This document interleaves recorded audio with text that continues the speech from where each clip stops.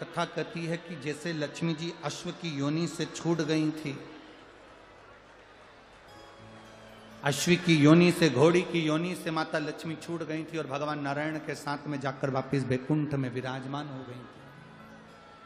वैसा ही हम जब भगवान शिव की अविरल भक्ति को प्राप्त करते हैं, हम जब भगवान शंकर की भक्ति को अपने भीतर उतारते हैं, तो हमारी भी ना जाने कितनी कितनी योनियां अपने आप छूटती चली जाती है।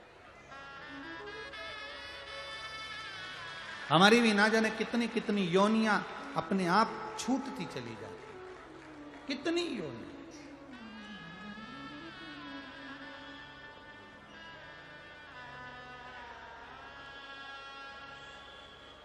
शिव महापुराण की कथा तो यहां तक कहती है, तुमरुका जी जब चंचुला देवी को शिव महापुराण की कथा सुना रहे थे, तो चंचुला देवी ने यह प्रश्न खड़ा करा था तुमरुका जी के सामने।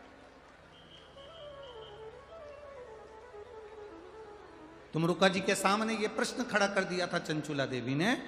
तुमरुका जी से कहा था, तुमरुका जी,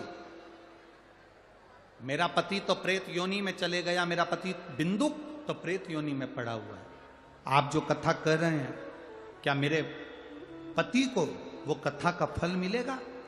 शिव महापुराण की कथा कहती है, तुमरुका जी ने चंचुला देवी से कहा, सुनो चंचुला देवी, जितने भी भक्त शंकर की कथा को श्रवण करते हैं, केवल एक व्यक्ति को ही नहीं, जितने भक्त शिव महापुराण की कथा को सुनते हैं, चाहे वो टीवी पर सुने, मोबाइल पर सुने, चाहे पंडाल में बैठकर सुने, अगर प्रतिदिन रोज में आप 10 मिनट भी भगवान शंकर की शिव पुराण की कथा सुन रहे हो, तो अपने पूर्वजों को 71 पीढ़ी को पार लगा,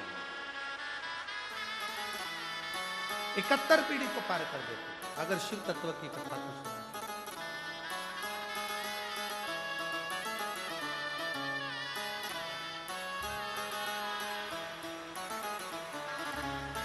ये वही बच्चा है जो गर्भ में एक बच्चा शांत हो गया था 6ठे महीने में, और गर्भ में दूसरे बच्चे के लिए इस माँ ने शंकर जी के मंदिर के बाहर बैठकर भगवान शंकर का जल पी पी कर 3 महीना निकाला, और 9वें महीने में इस बच्चे को जन्म दिया।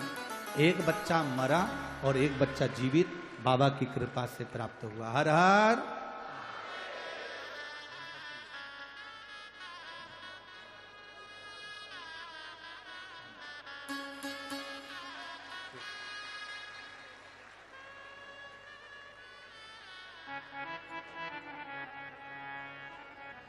शिव की उपासना। जब हम उसके भरोसे रहते हैं तो जीवन का एक आनंद ही होता है। इसीलिए कहते हैं